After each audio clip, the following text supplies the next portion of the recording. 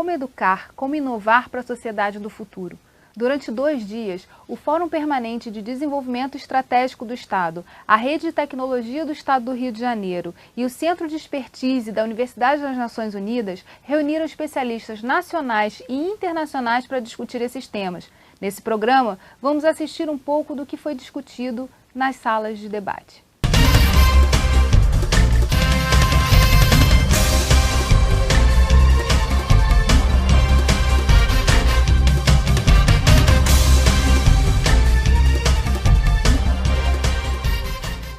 No mês da Rio+20, o Fórum Permanente de Desenvolvimento Estratégico do Estado se uniu à Rede de Tecnologia e ao Centro de Expertise da Universidade das Nações Unidas para discutir educação e inovação nas sociedades sustentáveis. Eu estou aqui com Paulo Alcântara Gomes, que é o idealizador desse evento. A gente está aqui durante 2 dias debatendo como a gente transforma a sociedade que a gente vive numa sociedade sustentável. E o primeiro passo, todo mundo já reconhece, que é a educação. É verdade. Mas como é que a gente começa? Nós temos que sair da retórica para a prática. E a prática impõe a elaboração de políticas públicas que permitam um processo educacional mais moderno. Nós hoje esbarramos em obstáculos inacreditáveis na educação brasileira. O ensino médio no Brasil, ele não é feito para você aprender aquilo que você vai utilizar na sua vida. É feito para você adquirir conhecimentos que muitas vezes são secundários, são periféricos no processo. E com isso os alunos se desestimulam a terminar o ensino médio. Por isso mesmo os altos índices de evasão que nós estamos observando em todos os estados.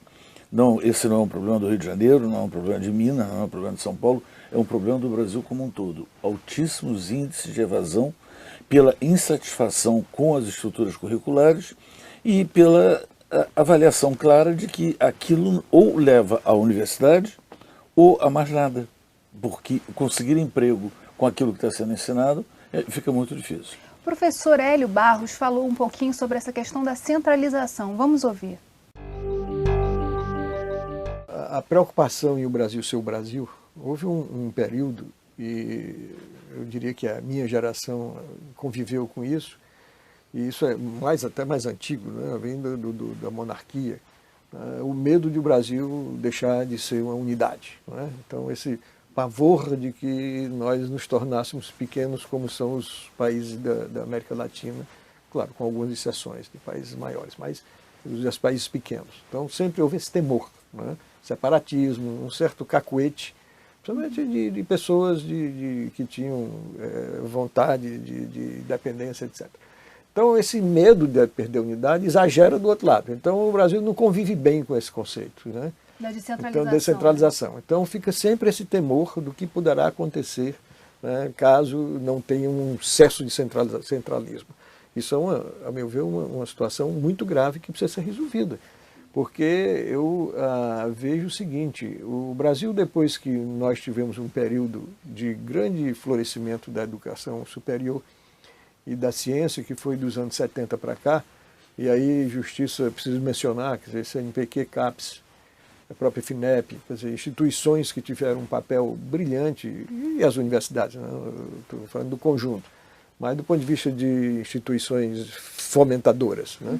CNPq e CAPES, eu colocaria as duas separado, mostrou o seguinte, é que elas operam com a comunidade científica em Brasília. É muito interessante, eu vou a Brasília e sou um gênio, eu dou minhas opiniões, entende? E são acatadas nacionalmente porque eu sou um consultor do CNPq ou da CAPES. Eu vou para o meu estado, a minha opinião deixou de ser importante. Então, essa ideia, esse cacoete de centralismo exagerado, né, é curioso. Eu tive como secretário de Estado no Ceará, durante 4 anos, de Educação Superior e Ciência e Tecnologia, e eu vivia as turras com os meus colegas e amigos, né, dessas agências, exatamente quando eles, sem querer, eles obviamente apelavam para certo centralismo que eu repudiava. Eu dizia, olha, não é possível. Da independência, por exemplo, um dos erros graves no fomento à empresa privada em inovação, principalmente essas pequenas empresas, onde tem empresários melhor formados e se estimulam para fazer P&D dentro da própria empresa ou em negociação com alguma universidade. Isso existe, o Brasil tem vários exemplos disso, não são muitos, mas existem, em todos os estados você tem uma meia dúzia, né? Nesse momento aí, a FINEP se centraliza. Então, é muito mais fácil você usar o equipamento do Estado para fomentar do que fazer por meio de uma centralização. Essa centralização realmente é um problema? O Brasil é uma república federativa. Sendo uma república federativa e tendo sido construído como uma república federativa, pressupõe-se que as peculiaridades, as vocações, as dimensões de cada Estado devam ser respeitadas.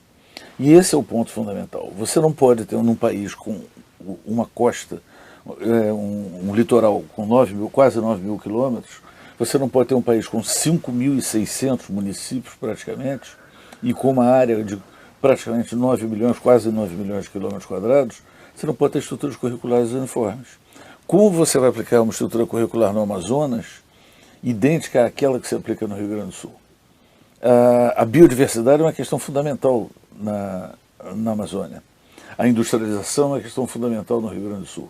Então é preciso que as estruturas curriculares levem em conta a necessidade de nós termos currículos descentralizados, como já ocorre em outros países. Mas enquanto a gente está discutindo currículo, o que a gente vê, na verdade, é um problema na matemática, no português, no ensino da língua estrangeira, que são a base, na verdade, de todo esse ensino. Eu acho que eu vou um pouco mais longe.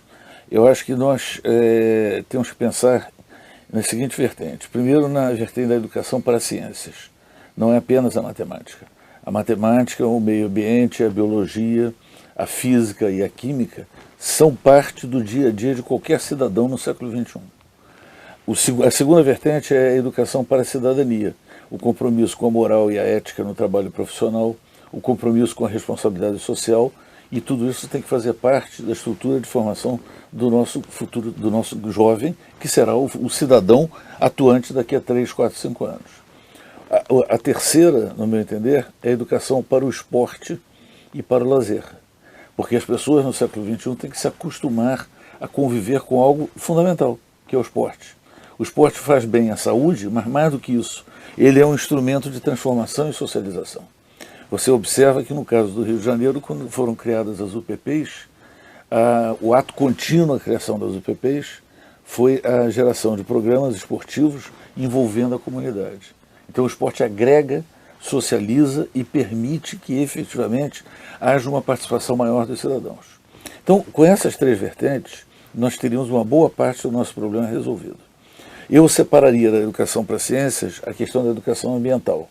Não na visão exclusivamente do verde, de preservar as plantas. Eu pensaria na educação ambiental neste conceito que está sendo discutido aqui no nosso seminário sobre educação e inovação nas sociedades sustentáveis. Ou seja, criar uma sustentabilidade que garantisse emprego e renda, que garantisse qualidade de vida, progresso e bem-estar social. Mas a gente, por exemplo, na questão de emprego e renda, a gente está falando da formação de alunos, de cidadãos, que não sabem em que eles vão trabalhar no futuro. Há muitos empregos aí sendo criados pelas novas realidades que se formam. Esse não é um problema brasileiro, é um problema mundial. Do mundo. Eu costumo dizer que no mundo de hoje, 80% da força de trabalho em 2016 terá sido formada há mais de 10 anos. E 80% da tecnologia que estará sendo utilizada em 2016 terá sido criada há menos de 10 anos. Isso significa que nós temos que trabalhar com 3 culturas diferenciadas. A primeira delas resolve um pouco a tua questão. É a cultura do empreendedorismo. As pessoas, além de aprenderem as competências e a lidarem com as habilidades inerentes àquelas vertentes a que eu me referi, elas têm que ter a cultura do empreender. Porque hoje, cada vez mais você tem lugar para empreendedores e cada vez menos para empregados. A crise na União Europeia demonstra que os processos, toda a legislação trabalhista está se modificando. E a livre iniciativa começa a ganhar cada vez mais espaço. A segunda cultura importante é a cultura da educação continuada. O senador Cristóvão Buarque costuma dizer em várias das suas conferências, com a experiência de um ex-reitor da UNB, da Universidade de Brasília, que ele até iria ao extremo de dizer que um diploma deveria ter validade de 5 anos. Porque, de fato, se eu não volto à universidade, eu não vou conseguir conviver com os conhecimentos que foram criados ou transformados nos últimos anos. Só para você ter uma ideia, na área de fármacos e medicamentos, o tempo entre a criação de um produto da bancada do laboratório e a obsolescência dele no mercado pode ser inferior a 4 anos. Então eu entro na universidade com 17 anos, vou estudar química, e quando me formo aos 21, se eu não tive contato com essas inovações, eu já sou, a priori, um diplomado desempregado. E isso não pode acontecer. Ou seja, a cultura da educação continuada tem que fazer parte da vida do nosso estudante. Isso implica em você mudar o processo de aprendizagem. E mudar o professor, né, que está na sala de aula. Mudar o perfil do professor na sala de aula. Por quê? Porque no tempo da Universidade de Bolonha, lá no início, na Universidade de Salamanca, na Universidade de Coimbra, em Cambridge, na Universidade de Paris, a informação, a formação das pessoas era feita através da tutoria, dos preceptores. Era aquela informação unidirecional do professor para o aluno. Então o professor tinha o saber, explicava ao aluno e o aluno ficava atento, estarrecido com tantos conhecimentos, como o meu professor sabe. Hoje não. Como foi dito aqui, como todos estão repetindo, e nós temos que usar isto, é retórica, nós temos que passar para a prática, hoje nós temos capacidade de obter conhecimentos através das redes sociais, através do Google, através da internet como um todo e através de novas tecnologias da informação e da comunicação que estão surgindo. O que isso implica? Implica em você deslocar o eixo do processo ensino-aprendizagem dessa informação unidirecional professor-aluno para o chamado ensino participativo. Quer dizer, menos tempo na sala de aula convencional e mais tempo no trabalho, na atividade dele. Há uma resistência corporativa, não no sentido político-ideológico, mas no sentido de tentar preservar essa profissão secular do professor sem levar em consideração as mudanças. E nós temos que fazer essas mudanças, sair da retórica e dizer, nós queremos um novo perfil de professor. Onde é que entram nossas organizações? O Fórum Permanente, a Rede de Tecnologia, as universidades que estão aí, o Sebrae e a Feijão, o Centro Regional de Expertise da Universidade das Nações Unidas, na elaboração de projetos que mudem esse perfil. Não adianta nada você entregar 60 mil laptops ou notebooks numa escola se o professor não tem acesso aos mecanismos de utilização dos objetos virtuais de aprendizagem. Sobre essa distância entre a realidade e todas essas tecnologias, a gente vai falar no próximo bloco. Não saia daí. Rio em Foco aqui, política e economia caminham juntas.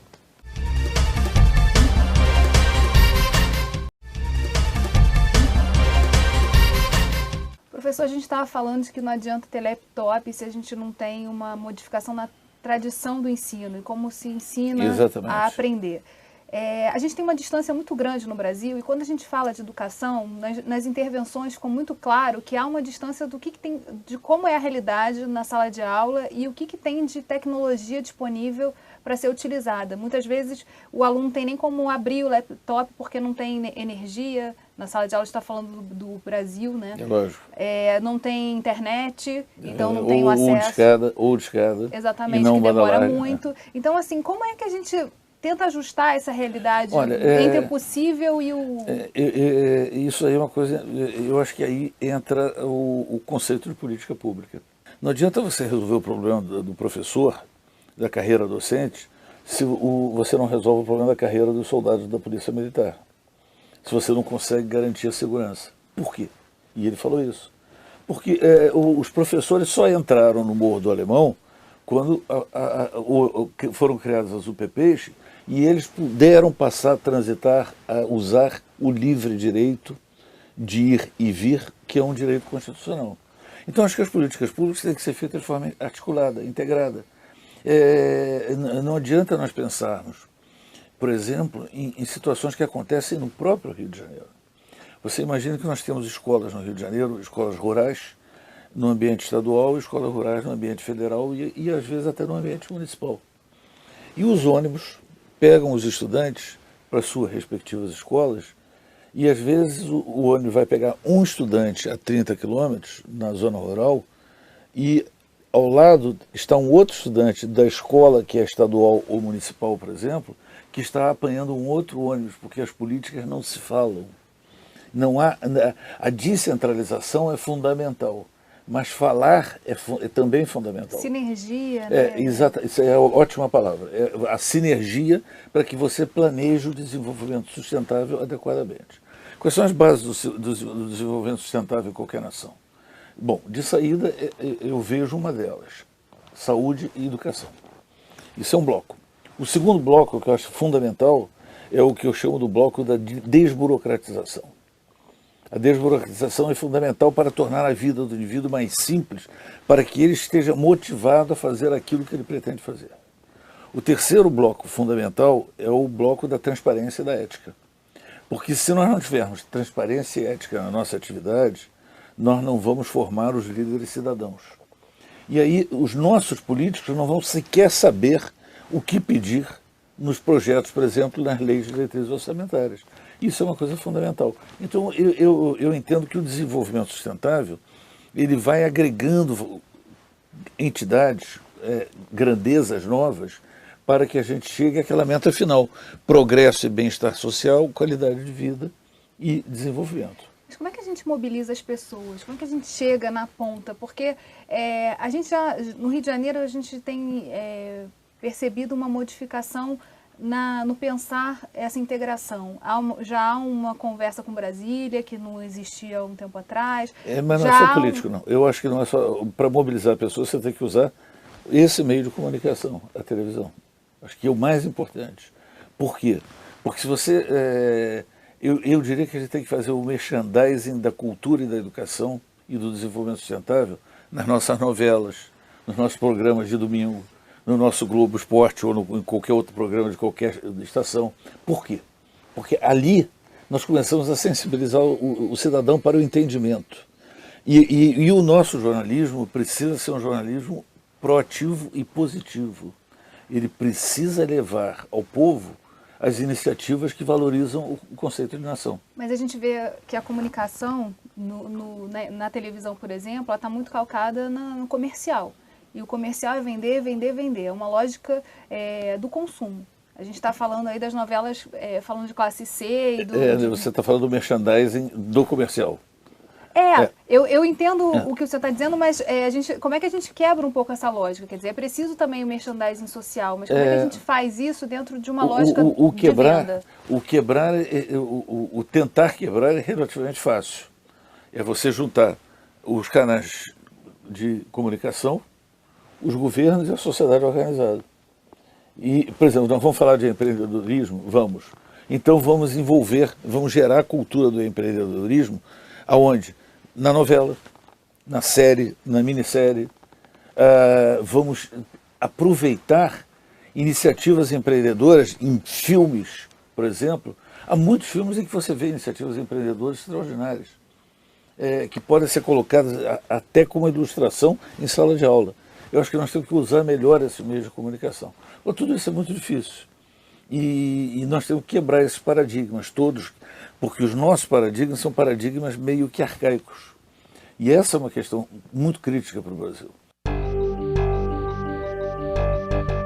Nós temos feito um trabalho muito intenso com as universidades. Nós, só esse ano, num trabalho que o SEBRAE faz com as universidades no Brasil todo, nós mobilizamos 153 mil jovens universitários num projeto chamado Desafio SEBRAE, que é um jogo, né, que esse ano tem como tema a questão da sustentabilidade, né, nessa mobilização. Além disso, temos alianças com diversas universidades em todo o território nacional, no sentido de formar no ambiente universitário o empreendedor, porque ele tem que ter a opção além do emprego, né? Até porque empreender é uma questão de sustentabilidade, mais do que o emprego. Outra questão são iniciativas que a gente tem em vários estados também, levando a questão do empreendedorismo de forma transversal na educação, passando pelo ensino médio e ensino básico. Ou seja, que a criança, da mesma forma que ela aprende algumas coisas que fazem parte do seu dia a dia, né, que ela incorpora no seu viver, a questão do empreendedorismo nasce lá nos bancos escolares. Quer dizer, você observa que a gente fala.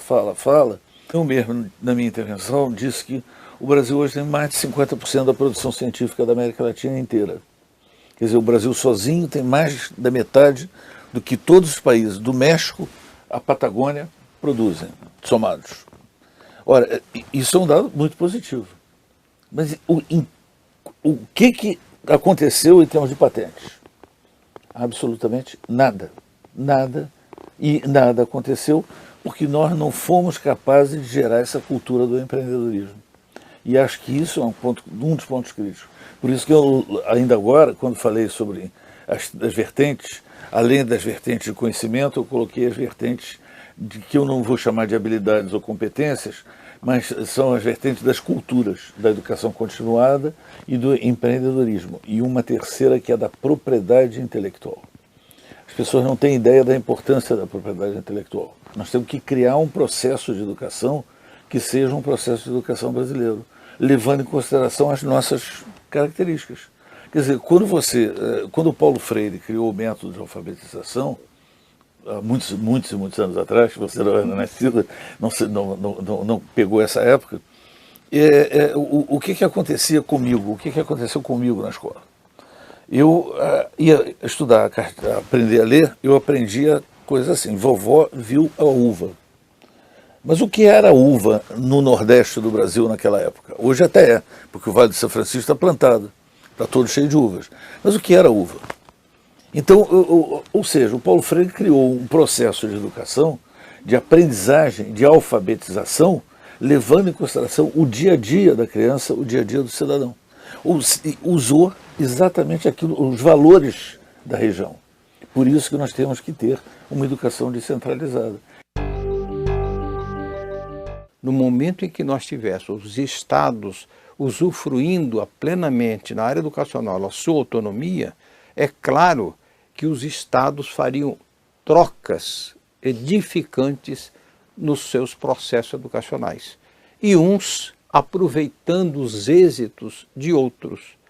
No momento em que, entretanto, por exemplo, o Conselho Nacional de Educação estabeleceu e o ministro da Educação homologou a obrigatoriedade no ensino médio de sociologia e filosofia. Pela legislação brasileira, só pode lecionar quem tem licenciatura. Então eu pergunto, no interior do meu estado natal, que é Paraíba, em Catolé do Rocha, tem licenciados em filosofia e sociologia? É claro que não deve ter. O que significa isso? Que houve um diploma legal fadado ao fracasso na sua execução. Isso é outro perigo, porque como a centralização do poder no Brasil, eu estou dando exemplo, impôs obrigatoriamente em todo o território nacional ter no ensino médio essas duas disciplinas, filosofia e sociologia, e só pode ser professor de filosofia e sociologia quem tiver licenciatura, vê-se, evidentemente, a quase impossibilidade da execução dessa legislação. Não dá para a gente caminhar na contramão do mundo. Não dá para a gente caminhar, por exemplo, criando mais e mais disciplinas, quando cada vez mais a gente precisa menos sala de aula e precisa de mais trabalhos. Quer dizer, o estudante hoje ele tem que aprender a fazer os seus trabalhos sozinho. Ele tem que aprender a utilizar aquilo que é colocado à disposição dele. Tem que ter autonomia, na verdade, né? Aprender a ter autonomia e responsabilidade. É uma coisa interessante. Você quer ver uma coisa? É até um teste que a gente pode fazer. Você dá um tema para um estudante e diz assim, olha, faça uma redação, conta uma história para o estudante, faça uma redação sobre isso e dê um título à sua redação. Pede a ele para dar o título à redação. Eu acho que muitos vão conseguir fazer mecanicamente a redação e depois não vão conseguir dar um título àquilo que eles escreveram. Ou seja, nós não estamos colocando nas mãos do indivíduo aquilo que vai ser mais importante na sua vida profissional, que é a criatividade. Então, essas coisas todas, elas têm que fazer parte do processo de mudança. O Conselho Estadual de Educação está discutindo muito isso. Está discutindo, por exemplo, a mudança do colégio de aplicação. O colégio de aplicação foi criado em 1946, ou 47, acho 46, pelo Luiz de Matos. E o primeiro foi o da UFRJ no Brasil inteiro. Qual era o objetivo? Era você pegar o aluno da licenciatura e colocar na sala de aula para que ele tivesse a famosa didática especial, a prática pedagógica no ensino da física, da geografia, da biologia, da história, Essa é que era a ideia. E os colégios de aplicação foram se distorcendo ao longo dos anos. E isso foi trágico. Foi trágico. Por que foi trágico? Porque eles, ao invés de capacitarem os futuros professores, eles passaram a contratar professores qualificados para que os alunos tivessem melhor aproveitamento. Então, houve uma mudança, um desvio de função do colégio de aplicação. No próximo bloco, nós vamos falar sobre os limites do crescimento e sobre documentos que foram feitos há muito tempo e que agora se tornaram realidade, que estão retratando exatamente o que a gente tem que fazer e já tinha que ter começado há muito tempo. Não sai daí. Rio em Foco aqui, política e economia caminham juntas.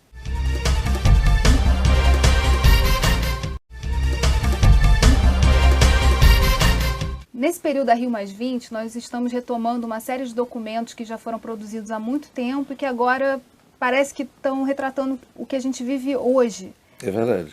De que maneira, quais são os limites do crescimento retratados pelo Clube de Roma há tanto tempo e que agora estão tão atuais? De fato, talvez o nome desta nossa reunião deve ser Estocolmo mais 40 e não Rio+20. Porque o conceito de desenvolvimento sustentável ele começou a surgir no final dos anos 60, com a iniciativa dos fundadores do Clube de Roma, que começaram a perceber que as mudanças climáticas estavam acontecendo e que os conceitos de desenvolvimento estavam muito atrelados a algo que eu classificaria como a destruição da natureza, de uma maneira bem simples. Então, a indústria chinesa crescendo a uma velocidade que eu diria assustadora. A infraestrutura viária, estradas, ferrovias na América do Norte e na Europa também crescendo a uma velocidade assustadora. Cada vez que você constrói uma estrada, e uma daquelas grandes estradas que você vê no norte dos Estados Unidos, você derruba florestas. Evidentemente, tudo isso mudou a concepção de clima e mudou a ideia de como tratar o clima. Então, o mundo começou a ficar preocupado, ou pelo menos um grupo de pessoas do mundo começou a ficar preocupado com esse processo de crescimento que era algo como se fosse comprar um produto na feira. A feira vai acabar ao meio-dia, então você compra às 10 horas e o vendedor quer se desfazer daquele produto porque ao meio-dia acaba a feira. O mundo não é uma feira. O mundo vai continuar no dia seguinte, no outro dia, no outro dia. Então é preciso que nós preservemos todas as coisas. Agora, o conceito de preservação mudou. Entre Estocolmo e a Rio+20, hoje, nós tivemos uma mudança extraordinária. Primeiro porque no início, ao final do século passado, foram estabelecidas as chamadas metas do milênio. As metas do milênio envolvem questões, por exemplo, como a educação básica. É preciso levar as crianças à escola, porque não há desenvolvimento sustentável sem educação básica. Envolve a questão da fome e do gênero, porque a mulher passou a ser ela passou a ser vista agora numa base inteiramente diversa daquela como ela era vista, por exemplo, na África, nos anos 40, nos anos 50 do século passado. Então, isso aí começou a configurar aquilo que nós chamamos de limites do crescimento. Quer dizer, até onde nós podemos crescer sem criarmos obstáculos para os nossos filhos e os nossos netos. Mas esses documentos são documentos de constatação. Hoje ainda é difícil estabelecer meta. Por que é tão difícil os países entenderem ou se colocarem... Porque há interesses econômicos fortíssimos e interesses políticos fortíssimos. O Tratado de Kyoto é um exemplo claro disso. Quando você não assina o Tratado de Kyoto, você não está assinando porque você está utilizando o tratado, o contrário ao Tratado de Kyoto para gerar mais empregos na indústria. Então, você esbarra primeiro nos interesses políticos. Segundo, você não resolveu um problema seríssimo no mundo, que é o conflito, e pouca gente fala nisso, eu mesmo falo raramente, que é o conflito das religiões. Quer dizer, os árabes, os muçulmanos, os judeus, eles são um povo só. E eles estão brigando de uma forma histórica, milenar, em torno... eles não estão brigando por terras, eles estão brigando pela tentativa de uma religião se sobrepor a outra. Acho que esses pontos também são críticos. E a gente tem se afastado um pouquinho da discussão desses conflitos religiosos, como conflitos também que entram no limite do crescimento, e eu acho que isso devia ser objeto de uma discussão bastante mais profunda. A gente está falando de desenvolvimento e crescimento do Brasil num cenário de crise do mundo. É verdade. Crise da Europa, crise dos Estados Unidos recente. Isso também é um complicador? É um complicador. Ou a crise pode ser um momento de revolução e de mudança? Havia uma frase do Otto Lara Rezende, que o Nelson Rodrigues gostava muito de usar, que o mineiro só é solidário no câncer. Lembra dessa frase? Pois é, eu acho que essa aqui é a questão. A crise leva você a tomar atitudes. O velho Lenin já dizia, vamos tomar tudo, quando você não tiver mais nada a perder, você vai enfrentar. Então, a questão fundamental é o seguinte, a crise serve um pouco para isso, para a gente poder realmente enfrentar as situações e oferecer alternativas novas para as nossas situações. Quer dizer, eu acho que essa crise é construtiva. O problema dessa crise é que, no meu entender, ela está sendo realimentada. Todos falam das bolhas. Bolha imobiliária, bolha da energia, bolha disso, os papéis, você vende milhões e milhões de dólares em trigo, em ações de trigo para um trigo que não existe. Essas famosas bolhas nós já conhecemos. Mas há uma realimentação complicadíssima, que é a educação contribuindo para a crise econômica. Porque quando você começa a globalizar, e é por isso que a gente vai voltar ao primeiro ponto lá atrás da descentralização, quando você começa a customizar estruturas curriculares, a tornar aquilo uniforme, a perder as vocações, as tradições, os ritos das regiões, você começa também a gerar um processo de enfraquecimento cultural do cidadão. Quer dizer, eu me atrevo a dizer que a crise, por exemplo, da Espanha, ela é um pouco fruto do processo educacional que se instalou na Espanha alguns anos atrás, em cima do chamado processo de Bolonha, que o processo de Bolonha, 4 países, Itália, França, Inglaterra e Alemanha, assinaram, por ocasião da festa dos 700 anos do aniversário de Bolonha, um tratado que criou o universo da educação superior europeu, e todos se incorporaram a esse modelo. É um modelo de que você tem uma graduação de 3 anos, exceto para alguns cursos, um mestrado de 2 anos e um doutorado de 4. Isso é um pacote, é uma coisa customizada. E essas estruturas curriculares, elas ficam genéricas, e você não leva em consideração essas coisas todas que fazem parte de cada país. E aí começam a surgir os problemas, porque as novas profissões estão surgindo e as pessoas não estão preparadas para essas novas profissões, não porque, e elas não têm que estar preparadas para as novas profissões porque você ainda não sabe quais são, mas elas têm que ter a formação básica para enfrentar esse novo conhecimento. E elas não tendo essa formação básica, elas não ocupam esses postos de trabalho. Por isso a quantidade de desemprego, né? Eu acho que a gente tem que começar a olhar se há um alto nível de desemprego, mas há um alto nível de oferta de emprego qualificado na Europa e nos Estados Unidos. E esses postos de trabalho acabam sendo ocupados por pessoas que vêm de outros países. E com isso você gera uma geração de indignados, que são aqueles que estudaram para quê? E eles não entendem qual foi o objetivo do estudo deles. De 1500 a 1822, nós somos colônia. De 1822 a 1889, nós somos império. Se somarmos esse número de séculos da colônia com mais o número de anos do império, nós vamos ter cerca de 400 anos de poder centralizado. Depois veio o quê? A República, chamada República Velha, em 1889 até 1930, que não foi nenhum modelo de descentralização, porque houve inclusive algumas decretações de estado de sítio, o que tornou hipertrofiado o poder do governo central. Em 1930 houve a Revolução de 30, que levou Getúlio ao poder por 15 anos. Continuando a soma, nós vamos ver quantos anos a sociedade brasileira levou reconhecendo o poder centralizado, o que não é saudável.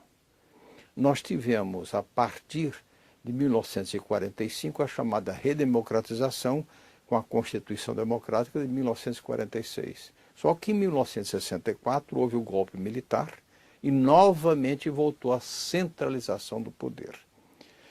Esta soma de centralizações do poder central levou, evidentemente, a sociedade brasileira a tornar-se uma escrava da capital da República. Eu temo muito, na área da educação, que Brasília possa ser a babá educacional do país. Se nós temos 27 unidades federadas, 26 estados e mais o Distrito Federal, e se a Constituição da República consagra autonomia dos entes federados, nada mais lógico que cada unidade federada brasileira usufruísse plenamente a autonomia que lhe é assegurada pela Constituição. No momento em que nós tivéssemos os estados usufruindo plenamente na área educacional a sua autonomia, é claro que os estados fariam trocas edificantes nos seus processos educacionais. No próximo bloco, nós vamos falar com o vice-presidente do Clube de Roma, Dr. Heitor Gurgulino. Não saia daí. Rio em Foco aqui, política e economia caminham juntas.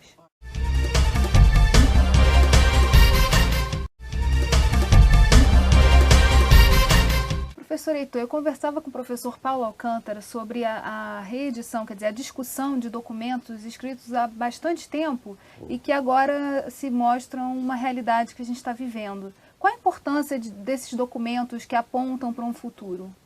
Na verdade, eu sou do Clube de Roma, eu sou vice-presidente do Clube de Roma e me filiei ao Clube de Roma logo depois que foi lançado o livro Limites do Crescimento, em 1972. Portanto, estamos falando de 40 anos atrás.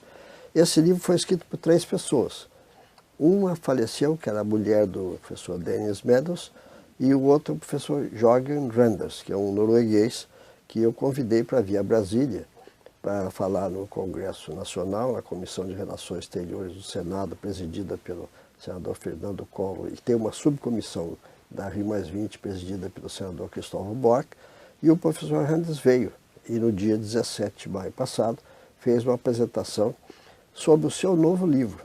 O seu novo livro é o seguinte: com a experiência de quem escreveu o livro de 40 anos atrás, e que acompanhou o que vem ocorrendo no mundo nesses últimos 40 anos, ele está escrevendo um livro que acabou de lançar, chama-se 2052. Como será, da sua visão, e consultando outros colegas, o mundo daqui a 40 anos. Eu já não estaria aqui, porque eu estou com 83 anos, certamente gostaria de estar, mas não vou estar. Mas você, os seus filhos, os seus netos, os meus netos, vão estar aqui. Como será esse mundo? Então ele analisou vários componentes, da mesma forma que foi feito lá no projeto do MIT em 1968, 70, que saiu o livro Limites do Crescimento. E depois esse livro foi atualizado 3 vezes. E a terceira versão chama-se Atualização de 30 anos, que o capítulo brasileiro do Clube de Roma, que eu tenho a honra de pertencer, junto com o professor Paulo Alcântara, o professor Alexandre Liares e a Cláudia Abreu da Fundação Getúlio Vargas, e a professora Eda de Brasília, que é reitora do IESB lá. E nós resolvemos traduzir para o português, porque senão o público brasileiro, o grande público, não podia saber o que foi feito. Eu queria que o senhor falasse um pouco dessa atualização, quer dizer, que mundo é esse, que limite de crescimento a gente já falava 40 anos atrás e que hoje, de fato, se concretizou? Na verdade, quando se faz uma previsão, não é como a pitonisa que tem a bola de cristal e vai dizer, com base em dados coletados, cientificamente coletados, que foram tratados no modelo do limite do crescimento por um computador e o modelo feito pelo professor Jay Forrester no MIT naquela época, que mostrou a Aurélio Péchet e Alexander King, que eram os fundadores do Clube de Roma, que era importante fazer essa análise prospectiva.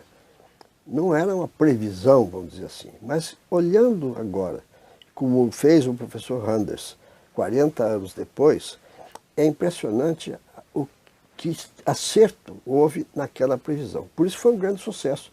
Limite do Crescimento vendeu 15 milhões de exemplares no mundo inteiro. O novo livro, 2052, olha aqueles mesmos indicadores, mas já tem a indicação como é que a população cresceu, como é que foi o consumo dos recursos naturais, como é que está indo a situação do consumo do petróleo, do carvão, gás, etc., e as novas fontes de energia que surgiram. Esse cenário é apocalíptico ou já aponta para uma tendência de modificação? Olha, na verdade, como diz o próprio autor, eu perguntei isso a ele, não é nem pessimista nem otimista demais. Ele está sendo um pouco realista, olhando para esses dados. Nós, infelizmente, diz ele que hoje nós já precisaríamos ter 1,3 mundos, 1,3 terras, para manter e em condições adequadas dar oportunidade a todos nesse mundo. Porque você não pode pensar que um brasileiro ou um chinês ou um hindu não possa ter o direito de ter os mesmos privilégios de um país desenvolvido, como os Estados Unidos ou a Europa. Portanto, nós podíamos ter o mesmo direito de usar os recursos sem dizer, porque nós não fomos responsáveis por aquele problema que ocorreu lá atrás, porque esse desenvolvimento ocorreu primeiro nos países hoje desenvolvidos. E nós, países de desenvolvimento, queremos ter também o direito a esse desenvolvimento. Então eu acho que o livro novo é realista, ele não é nem pessimista nem otimista. Pessimista em relação a hoje, porque nós já sabemos que estamos ultrapassando, mas se nós tomarmos medidas em tempo, seguramente podemos melhorar o quadro. Não seria uma mudança de valores? Porque, na verdade, quando a gente fala de mundo e de melhoria de qualidade de vida, a gente sempre esbarra na questão do consumo.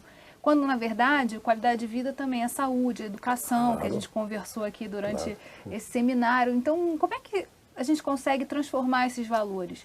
Na verdade, esse é o grande desafio que as nossas sociedades têm. Porque não se trata apenas de uma ação de governo, trata-se de uma ação da sociedade como um todo. Cada cidadão é responsável.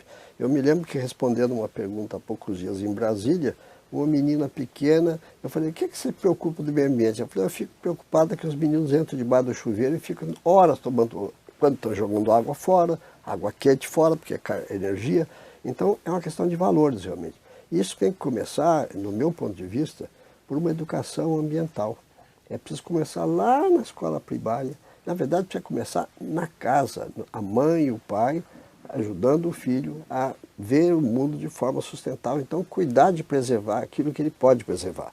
E é, portanto, uma questão de valores. Agora, tem que educar os pais também. Não adianta, o menino tem, mas os pais, infelizmente, nem todos foram educados com essa percepção. E esse é um aspecto importante. Uma agonia assim, que me dá e ao analisar o futuro é que o futuro é o lugar da incerteza. A gente sempre busca estar confortável, estar estabilizado. E quando a gente pensa em futuro, todas as previsões e todas as ideias de futuro que se constrói, a gente vê que são incertas. As tecnologias vão produzir coisas que a gente sequer imagina. Então, como é que a gente consegue trabalhar e operar, quer dizer, mudar essa cultura também, para que o ser humano consiga viver melhor e com mais qualidade na instabilidade? Na verdade, eu acho que nós temos que pensar hoje das futuras gerações, que realmente nós vamos deixar um mundo para os nossos filhos e para os nossos netos, os nossos bisnetos, muito difícil para eles se nós não tomamos providência agora. E já estamos atrasados. Já devíamos ter tomado desde 1972, quando houve a primeira conferência das Nações Unidas para, na época, meio ambiente. Depois que a de 92 colocou desenvolvimento. E esse foi um acréscimo. E agora estamos falando de desenvolvimento sustentável. E redução da pobreza. E redução da pobreza, que continua um problema. Isso desde que a humanidade começou, nós temos pobreza. Claro que se houver maior conscientização, valores, solidariedade, quem tem mais ajudar quem tem menos, de tal maneira que possamos diminuir essas diferenças enormes que existem hoje, principalmente nos países em desenvolvimento. Então, é um fato complexo. Por quê? Se não tomarmos essa providência e ajudarmos a diminuir a pobreza, o pobre, em geral, não está educado para cuidar do meio ambiente. É um processo de jogar o lixo, tratar o lixo, reciclar. Isso tudo requer formação e entendimento. Então, se nós não atacarmos o problema da pobreza, que permitir dar oportunidade a todos, então vamos continuar com essa incerteza no futuro. E a gente tem um problema, né? Porque, na verdade, quem tem mais hoje está em crise, tem que conviver com os seus e dar soluções de emprego, manutenção de renda e etc. para eles. E quem tem menos, na verdade, já convive com essa escassez. Na verdade, a gente está falando também de uma mudança de paradigma em que os que têm menos podem ensinar muito a quem tem mais, né? Certamente, mas que alguém já disse que talvez tenha que pensar num futuro onde vamos ter mais tempo para diversão, para a vida intelectual, para apreciação do mundo, dos nossos filhos, das coisas belas que o mundo tem, porque vamos trabalhar menos. Não vai haver emprego para todo mundo. Se não vai haver emprego para todo mundo, tem que haver, talvez, reutilização do tempo por diferentes funções, por diferentes pessoas, que vão trabalhar menos tempo. Então vão ter mais tempo para o lazer, vamos dizer assim, que vale para a parte intelectual, física, ambiental. Até será bom, porque as pessoas vão ter mais tempo para andar, vão ficar mais saudáveis e vão viver mais. E isso cria outro problema, porque a proporção que as pessoas vão sobrevivendo além de certos limites, isso afeta o sistema social de previdência. E é um problema bastante grave. Então, há muitas coisas correlatas. Nós precisamos talvez pensar num novo modelo econômico para o mundo. Isso que está chamando aí de economia verde, ninguém sabe o que é, mas de qualquer maneira sabe que é uma economia que estará centrada no bem-estar da humanidade e da preservação dos recursos naturais. Nós estamos, infelizmente, destroçando os nossos recursos naturais. Temos que diminuir isso. Se possível, ter uma sustentabilidade significaria dizer, eu quero que a futura geração tenha um mundo igual, se possível melhor, do que a nossa geração herdou dos nossos antepassados. Tem que olhar isso. Então é um problema também de, vamos dizer que de geração em geração, nós estamos, infelizmente, só que talvez pelo que o Limites do Crescimento já mostrou há 40 anos atrás, a nossa pegada ecológica no mundo já está muito grande. E nós temos que tentar diminuir. Como? Desenvolver novas formas de energia, substituir os combustíveis atuais por substituíveis que possam ser renovados. Por exemplo, usar mais o etanol, como estamos usando. Não é a solução para o mundo todo, porque o Brasil não quer plantar o seu território de cana. Mas se a África também fizer, se o Brasil ajudar os africanos a plantar cana, pode aumentar a produção de etanol. Existem formas de mudar. Existem formas de mudar e há alternativas. Inclusive, temos que pensar que a ciência está se desenvolvendo a cada dia. E novas tecnologias poderão gerar soluções. Não é só a solar, que está aí, infelizmente, ainda é cara, porque a eficiência energética não é boa. A energia dos ventos, a energia eólica que nós temos aí, a das marés, que em alguns lugares pode ser aproveitada. Enfim, há muitas formas, outras formas de biocombustíveis que temos ainda que explorar. Então, mas é importante começar já, né?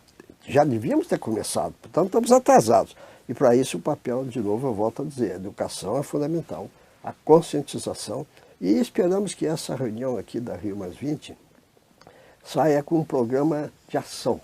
Não só um documento, vamos fazer isso daqui a 20 anos, não. Temos que tomar ações, e ações concretas que possam já ir atacando esses problemas, começando pelo nosso Brasil.